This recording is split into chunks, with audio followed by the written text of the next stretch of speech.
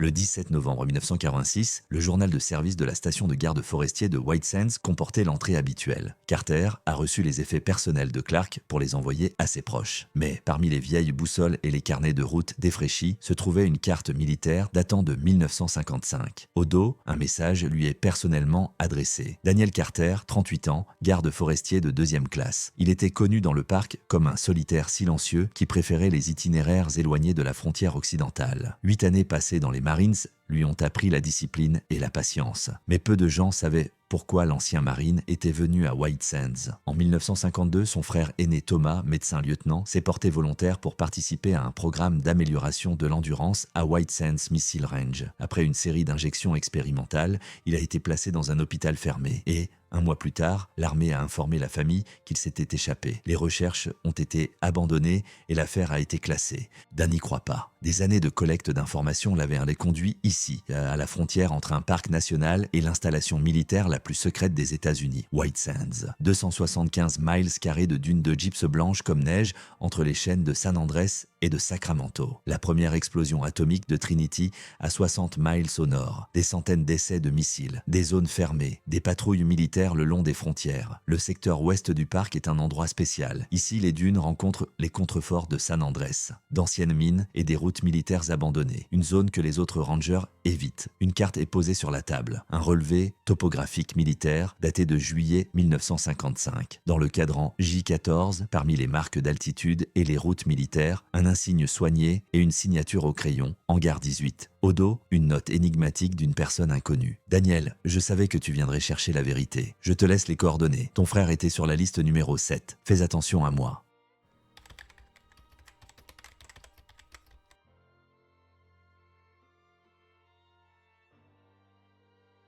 Novembre 1986, 5h47 AM. Dan Carter coupe le moteur d'une Jeep utilitaire à 3 miles des coordonnées de la cible. Le thermomètre indique 4 degrés Celsius. Dans le désert avant l'aube, le moindre son se propage sur des kilomètres. À partir d'ici, il faudra marcher. Le GPS militaire pointait vers la limite ouest du parc national de White Sands. Ici, les dunes de gypse blanc se transforment en douceur en contrefort rocheux de la chaîne de San Andrés. La frontière entre le parc et le terrain d'entraînement militaire était floue. Et, à certains endroits, pas du tout marqué. Un endroit idéal pour cacher une installation secrète. Les coordonnées ont conduit Dan à une formation rocheuse basse. Des rochers ordinaires de grès rougeâtre, altérés par les intempéries, comme il en existe des centaines dans le désert. La recherche systématique a duré plus d'1 heure. Le soleil avait déjà dépassé l'horizon lorsque Dan remarqua un amas de pierres et de branches sèches d'une netteté anormale sous une voûte rocheuse en surplomb. Derrière ce déguisement se trouvait un puits de ventilation, un trou carré d'environ 1 mètre sur 1 mètre, recouvert d'une grille massive. Le métal est rouillé, mais la structure est solide. Le cadenas porte encore les lettres en relief US Army Corps of Engineers 1951. Un air froid à l'odeur d'huile de machine et de vieux béton s'échappe des profondeurs. Quelque part en bas, des machines ronronnaient monotonement, soit des ventilateurs, soit un générateur. Près de l'entrée, Dan trouve des empreintes de bottes de l'armée, un motif distinctif. Des empreintes claires, datant de 2 jours au maximum. Et le mégot d'une cigarette Marlboro filtrée. C'est inhabituel. Les militaires préfèrent traditionnellement les Camel sans filtre. Dan a utilisé un outil multifonctionnel de l'armée pour scier l'anse de la serrure. L'acier trempé n'a pas cédé tout de suite. Le travail a duré environ 20 minutes. La grille s'ouvrit dans un long grincement. Le puits en béton s'enfonce à un angle de 30 degrés. Il y avait des gouttes de rouille sur les parois et des étançons métalliques tous les mètres et demi. Certains vacillent, mais la plupart tiennent fermement. Sur les 15 premiers mètres, la descente est relativement douce. Puis il y a des panneaux à la peinture noire.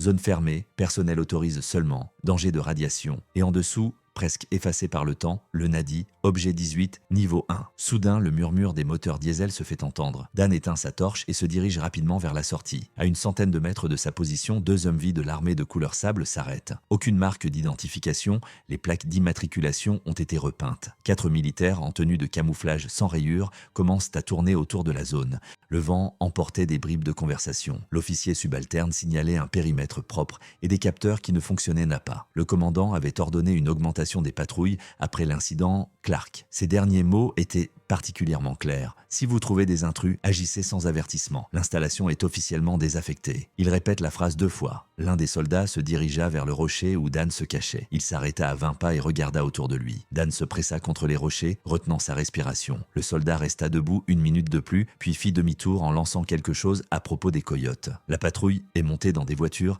et s'est éloignée. Dan attendit encore un quart d'heure avant de retourner à la mine. La situation était désormais claire. Le site était sécurisé, les militaires le savaient. Mais pourquoi la serrure coupée n'avait-elle pas été remplacée ? La réponse se trouve au coin du tunnel. Une porte massive en acier, dotée d'une serrure électronique ultramoderne, bloquait complètement le passage. Une lumière rouge signalait qu'elle était verrouillée. À gauche de la porte, une vieille boîte à outils de l'armée se trouvait dans une niche. À l'intérieur, au lieu d'outils, il y avait des dossiers contenant des documents. Les couvertures portent la mention Totally Secret. La première photographie est une photo de groupe en noir et blanc. 12 personnes en blouse blanche contre un mur de béton. Légende en bas, personnel médical du projet Hangar 18, juillet 1952. White Sands Proving Ground. Au premier rang, 3e à partir de la gauche, un jeune officier avec des insignes de lieutenant sur le col de sa veste. Thomas Carter, le frère aîné de Dan. Dan a passé l'heure suivante à éplucher la paperasse. Des dossiers médicaux avec des numéros au lieu de noms. Des protocoles d'expérience. Études sur la tolérance aux radiations. Test des psychotropes de la série MK.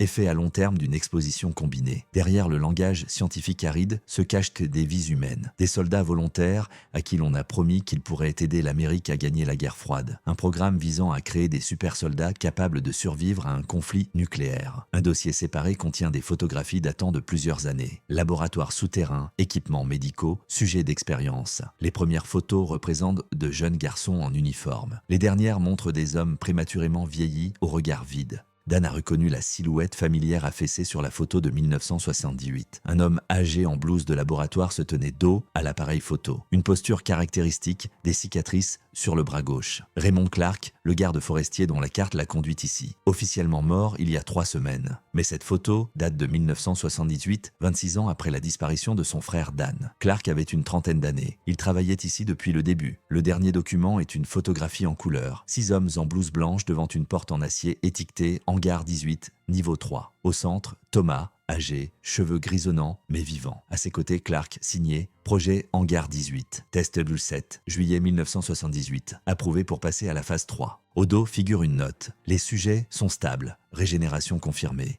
Le vieillissement a été ralenti. Protocole miroir activé, isolement requis, Dr Schmidt. Un cliquetis mécanique retentit dans le silence du tunnel. L'indicateur rouge de la serrure clignota et devint vert. Les lourds pens dormants s'écartèrent. La porte commence à s'ouvrir. Une lumière vive jaillit du couloir. La silhouette d'un homme s'avança dans la pénombre du tunnel. Dan recula dans l'ombre, serrant la photo de son frère. La seconde d'après, il reconnut l'intrus, Raymond Clark, vivant et en bonne santé. « Bonjour Daniel, dit Clark. Je savais que tu viendrais. Ton frère t'attend en bas. Il est temps d'apprendre la vérité sur l'Angara 18. »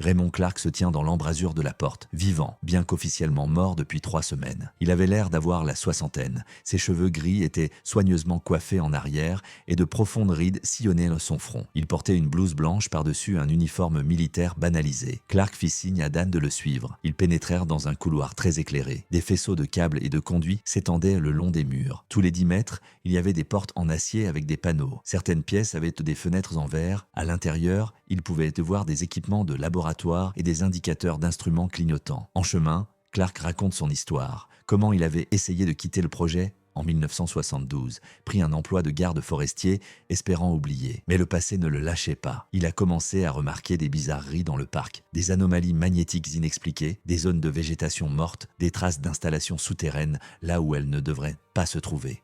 Lorsque Clark a rassemblé suffisamment de preuves et qu'il s'apprête à les remettre à la presse, ils viennent le chercher. Ils ont simulé un accident, une chute d'une falaise. En réalité, il a été renvoyé dans le complexe souterrain. Non pas comme chercheur, mais comme prisonnier avec des privilèges. Ils l'ont chargé des archives, de la gestion de la documentation. Ils descendent les escaliers métalliques jusqu'au 2e niveau. Ici, l'atmosphère est différente. Les couloirs sont plus larges, les plafonds plus hauts. Le long des murs se trouvaient des laboratoires aux cloisons transparentes. Derrière le verre, Dan pouvait voir des centrifugeuses, des microscopes, des chambres réfrigérées contenant des biomatériaux. Clark s'arrêta devant une porte portant l'inscription Archive 2. Il posa sa paume sur le scanner d'empreintes digitales. Le mécanisme s'enclencha et la lourde porte coulissa. La salle d'archives ressemble à une bibliothèque. Au centre se trouvait un bureau avec un terminal d'ordinateur. Clark se dirigea vers l'une des armoires et tapa un code sur un panneau numérique. Il sortit d'un tiroir un dossier volumineux. Sur la couverture, on pouvait lire en lettres noires Carter T, sujet de test Inero 7, phase active. À l'intérieur se trouve l'historique de la vie de Thomas Carter depuis 30 ans. Dossiers médicaux, résultats de tests, profil psychologique, tableau d'indicateurs de santé, scan d'organes internes. Dan feuilleta les pages avec une inquiétude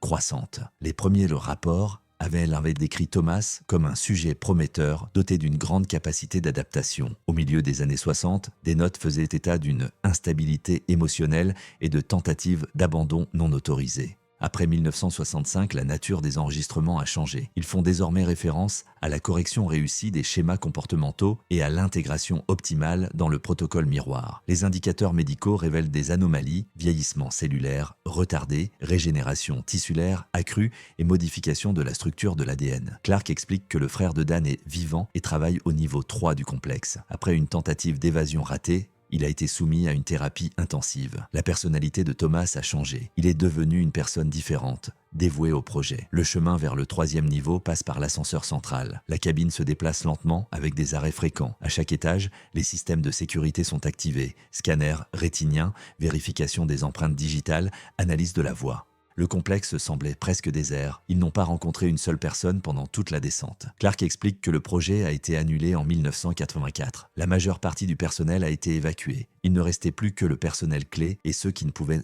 pas être libérés. Les portes de l'ascenseur s'ouvrent sur le 3e niveau. L'atmosphère y est différente. Les murs sont peints en gris, l'éclairage est tamisé. L'air est vicié. Il sent les produits chimiques et quelque chose d'organique. Le couloir s'étend sur une centaine de mètres. De chaque côté, il y avait des portes massives en acier avec de petites fenêtres en verre renforcé. Chaque porte était surmontée d'une lumière rouge ou verte. Clark appelait ces chambres des chambres d'isolement. Elles contenaient des sujets dont le corps réagissait de manière imprévisible aux expériences. Certaines portes étaient soudées. Derrière l'une d'entre elles, quelque chose résonne contre les murs. Au bout du couloir se trouve un laboratoire aux murs transparents. À l'intérieur, penché sur un microscope électronique, un homme en blouse blanche travaille. Cheveux gris, épaules voûtées. Il ne s'est pas retourné lorsque Dan et Clark sont entrés. Ce n'est que lorsque Clark l'appela par son nom que l'homme leva les yeux. Dan reconnut immédiatement son frère. Les mêmes traits de visage, la cicatrice familière au menton due à une chute de vélo quand il était enfant. Mais quelque chose ne va pas. Les yeux de Thomas sont restés vides, sans la moindre lueur de reconnaissance. Il regardait Dan comme un étranger, évaluant et froid. Lorsqu'il parle, sa voix est monocorde, sans émotion. Thomas énumère les réalisations du projet comme une leçon, apprise par cœur. Accélération de la régénération des tissus à un rythme 4 fois supérieur à la normale. Ralentissement du processus de vieillissement de 70%, résistance aux radiations et à la plupart des agents pathogènes connus. Augmentation de la force physique et de l'endurance. Il a ensuite demandé à Dan un échantillon de sang. Procédure standard pour tous les visiteurs du niveau 3. Dan ne se doute de rien et remonte sa manche. L'aiguille pénétra dans la veine et du sang foncé remplit la fiole. Thomas introduit l'échantillon dans l'analyseur, un appareil compact de la taille d'un micro-ondes. L'appareil a sonné et les lignes de données se sont affichées sur l'écran. Une minute plus tard, un signal sonore retentit. Les résultats étaient inattendus. Le graphique sur l'écran montrait des pics anormaux dans certaines parties du génome. Thomas examine les données, puis se tourne vers son frère. D'un ton impassible, il explique « Dan est porteur d'une mutation génétique rare, une prédisposition naturelle au protocole miroir, 1 sur 1 million. C'est pour cela qu'il a été amené ici. » Clark pâlit en entendant ces mots. Dan demande une explication. Thomas continua d'une voix ferme. Tous les parents des sujets étaient surveillés. Dan avait montré des signes en 1981. Guérison anormalement rapide après un accident de voiture, résistance aux infections. Servir dans le corps des Marines n'était pas un hasard. Il s'agissait de tester la réaction du corps à un stress extrême. Dan a passé tous les tests. Il était temps d'activer les gènes latents. La prise de conscience de la vérité l'a frappé comme un éclair. Toute sa vie avait été une expérience. Chaque choix, chaque décision, tout était sous contrôle. À ce moment-là, une sirène retentit. Les lumières rouges d'urgence clignotent sous le plafond. Une voix mécanique annonça le début du protocole d'isolement. Thomas se dirige calmement vers le terminal accroché au mur et entre le code. Il explique qu'il active le système de balayage. Dans 15 minutes, le niveau inférieur sera inondé. Puis l'eau montera jusqu'ici. Destruction totale de toute trace du projet. Clark se précipite vers la sortie, mais les énormes cloisons s'abaissent déjà, coupant les voies d'évacuation. Quelque part en bas, de puissantes pompes fonctionnaient, l'eau grondait dans les tuyaux. Thomas ouvrit la mallette métallique posée sur la table du laboratoire. À l'intérieur, des ampoules de liquide verdâtre étaient rangées dans des fentes spéciales. Un sérum concentré de miroir, l'aboutissement de 30 années de recherche. Il expliqua à son frère qu'une seule injection activerait les gènes dormants. Dan deviendrait le même, amélioré, virtuellement immortel. Les émotions disparaîtraient, mais c'était un petit prix à payer pour la perfection. L'eau commence à s'infiltrer sous la porte du laboratoire. Des flaques se formèrent sur le sol. Il ne restait plus que quelques minutes avant l'inondation totale. Thomas tendit une seringue de sérum à son frère. Le choix était simple, accepter l'injection ou mourir avec la base qui s'enfonçait.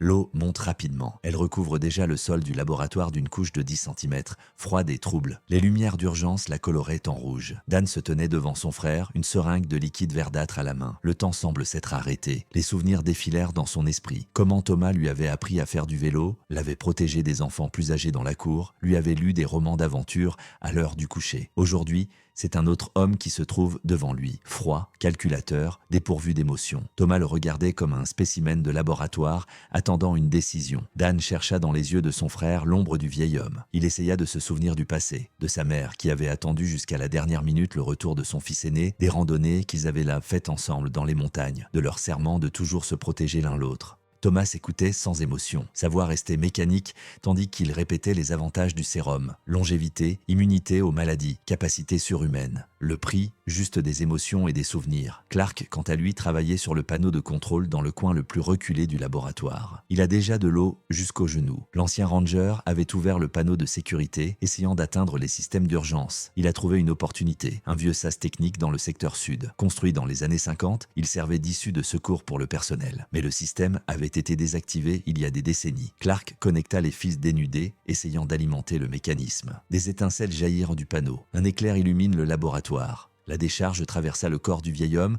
le projetant contre le mur. Dan se précipite vers lui, mais il est trop tard. Vêtements calcinés, odeur de chair brûlée. Clark respire encore, mais il ne lui reste que quelques secondes à vivre. Ses lèvres remuèrent, prononçant ces derniers mots à propos du sas du secteur sud. L'eau lui monta à la taille. Dan se retourna vers le panneau. Les circuits avaient été partiellement endommagés par la décharge, mais les connexions principales étaient intactes. Il fallait rétablir le courant et entrer le code d'accès. Thomas observe ces tentatives avec un intérêt scientifique. Il commente les chances de réussite, moins de 5%. Il propose une solution plus rationnelle, prendre le sérum. Dan travaille fébrilement. L'eau lui arrive à la poitrine et l'empêche de bouger. Ses doigts sont engourdis par le froid. Enfin, le voyant du panneau devient vert. Le système s'est mis en marche. Mais la joie était prématurée. L'activation de la passerelle nécessitait une clé biométrique, l'empreinte de la paume d'un employé autorisé. Clark est mort. Thomas a refusé de l'aider. Il ne restait plus qu'une option. Dan regarda la seringue dans sa main. Une dose partielle pourrait lui donner la force de survivre sous l'eau, d'atteindre le sas. Mais que resterait-il de son identité? Il repense à son service dans les Marines,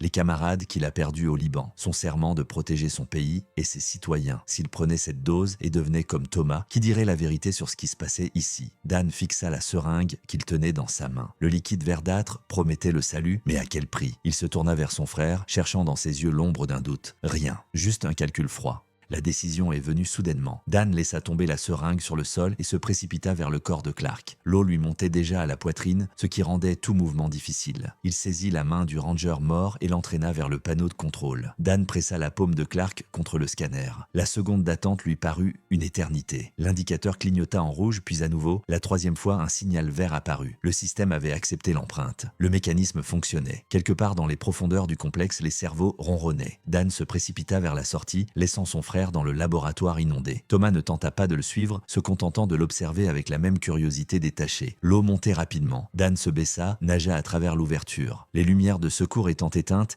il dut s'orienter au feeling. Ses poumons brûlaient à cause du manque d'oxygène. Le couloir le conduit au sas technique. La vieille roue ne cède pas tout de suite. Il n'avait plus d'énergie et sa conscience commençait à s'estomper. Dans un dernier effort, Dan tourna le mécanisme. L'eau s'engouffra dans l'ouverture, l'entraînant dans le puits vertical. Les marches métalliques lui font mal aux mains, mais il monte, s'accrochant de toutes ses forces. Enfin, une trappe vers la surface. Dan l'ouvrit d'un coup d'épaule et tomba sur le sable. Le soleil de l'aube était aveuglant.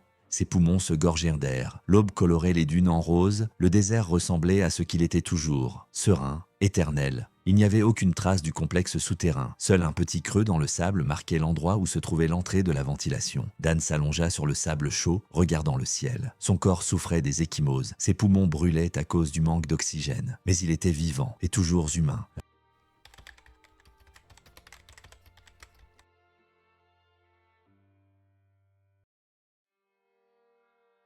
Les semaines suivantes s'écoulent dans le flou. L'enquête officielle a considéré la disparition de Clark comme un accident. La base souterraine n'est pas mentionnée. Les patrouilles militaires ont renforcé la sécurité dans le secteur ouest, mais seulement de manière formelle en raison de l'augmentation du braconnage. Dan reprend son travail de garde forestier. Ses collègues ont remarqué le changement. Il est devenu plus silencieux et a évité toute compagnie. Ils mettent cela sur le compte du stress lié à la perte de son partenaire. Seul Dan connaissait la vérité. Le jour, il patrouille dans le parc, effectuant des tâches de routine. La nuit, il retournait à l'entrée du complexe. Il écoutait les bruits souterrains. Parfois, il croyait entendre des générateurs fonctionner, des pompes pomper. Les blessures physiques ont guéri rapidement, mais les cicatrices psychologiques sont restées. Des cauchemars le hantent chaque nuit, des couloirs inondés, un Clark mort, les yeux vides de son frère. Parfois, en regardant les dunes blanches, il aperçoit une silhouette aux cheveux gris à l'horizon. La silhouette apparaissait une seconde, puis disparaissait. Dans la brise, il entendait la voix de son frère qui répétait des formules et des chiffres. Les rêves sont devenus vifs, presque tangibles. Dans ses rêves, il était de retour au laboratoire, de nouveau confronté à un choix. Il se réveillait avec des sueurs froides, ne sachant pas s'il était dans la réalité. Un mois après l'incident, Dan a reçu une lettre sans adresse de retour. À l'intérieur, une photo d'un groupe de scientifiques à l'entrée du hangar 18 et une note « Le projet n'est pas terminé, nous observons ». Il a brûlé la lettre, mais le message était clair. Il est surveillé. Il fait peut-être partie d'une nouvelle expérience. La preuve vivante du succès du programme Miroir. Dan a continué à travailler dans le parc. Il patrouille tous les jours dans les dunes, surveille les touristes, remplit des rapports. Mais il a désormais une autre mission. Protéger le secret de l'Angara 18. Tenir les curieux à l'écart de la zone dangereuse. Parfois, dans de rares moments de paix, il pense à son frère. Thomas est-il en vie? Avait-il réussi à s'échapper? Ou bien la base était-elle devenue sa tombe? Il n'y a pas de réponse. Seules les dunes blanches s'étendaient à l'horizon et le silence d'un désert qui garde ses secrets. Mes amis, vous venez d'entendre l'histoire du hangar 18 dans le désert de White Sands. L'histoire d'un garde forestier qui cherchait son frère disparu, mais qui a trouvé quelque chose de plus. Un projet secret de la guerre froide. Dan Carter a choisi de rejeter le sérum miroir et de rester humain. Mais combien d'autres objets de ce type sont cachés sous terre? Et surtout, le projet est-il vraiment terminé? Après tout, quelqu'un continue d'envoyer des lettres sans adresse de retour. Quelqu'un nous observe. Peut-être qu'en ce moment même, alors que vous écoutez cette histoire, quelque part dans les laboratoires souterrains se poursuivent les expériences visant à créer l'homme parfait. Et sommes-nous prêts à rencontrer ceux qui ont déjà subi cette transformation? Écrivez dans les commentaires. Que choisiriez-vous? Rester humain ou devenir quelque chose de plus?